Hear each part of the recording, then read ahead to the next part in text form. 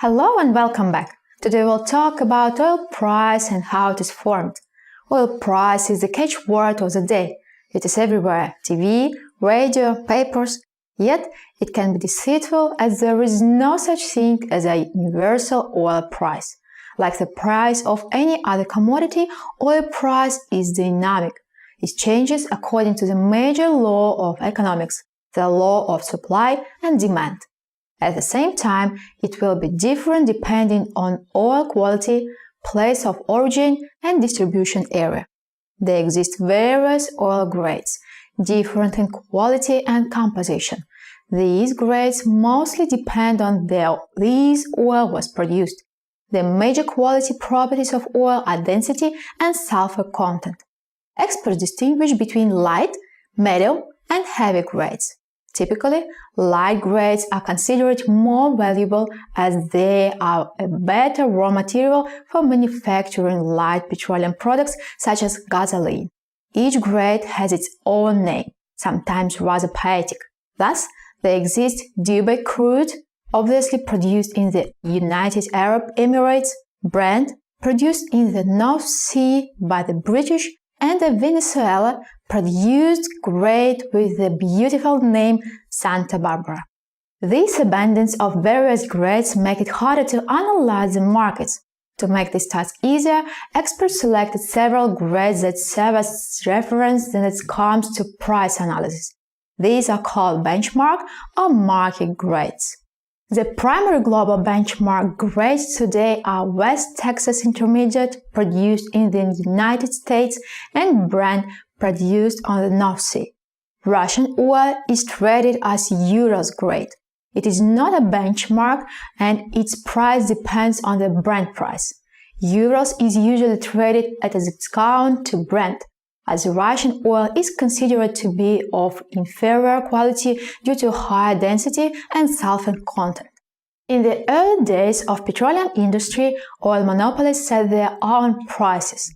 Thus, in the USA, oil prices were first set by Standard Oil and then by the Texas Railroad Commission. At the next stage of industry development, the prices were set by the so-called Seven Sisters, 7 major oil companies that dominated global petroleum industry. 5 of them were American: Exxon, Mobil, Gulf, Texaco, and SoCal, Standard Oil Company of California, and 2 European, British Petroleum and Royal Dutch, commonly known as Shell. In 1928, they formed in the International Petroleum Cartel that controlled 85 to 90% of global oil market. Since the 1970s, power over oil prices were taken by OPEC, Organization of Petroleum Exporting Countries, but not for long, as starting from 1983, futures contracts for crude oil were introduced at New York Mercantile Exchange. Then they were first applied to petroleum industry. Futures contracts were frowned upon and opposed by many, but soon enough they become a common practice.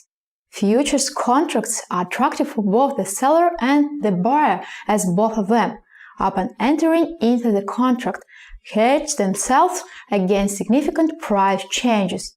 Did you know before 1970, global oil price was below $3 per barrel? After the Arab oil embargo of 1973, the price jumped fourfold up to $12 per barrel. During the Iran-Iraq crisis of 1981, oil price increased from $14 to $35 per barrel. Sweet oil costs more than the sour one. Sweet oil has low sulfur content and does not require extra processing expenses. It earned this nickname in late 19th century when oilmen used to taste oil in order to determine its quality. What drives oil prices today? There are multiple issues. The fundamental of being supply-demand ratio. Other drivers are growth of the global economy, geopolitical risks, national oil stockpiles, currency exchange rates, investment volumes, production responsibility, OPEC resolutions, and even weather conditions in oil production areas. That's all for today. I hope you found it interesting. See you in our next video.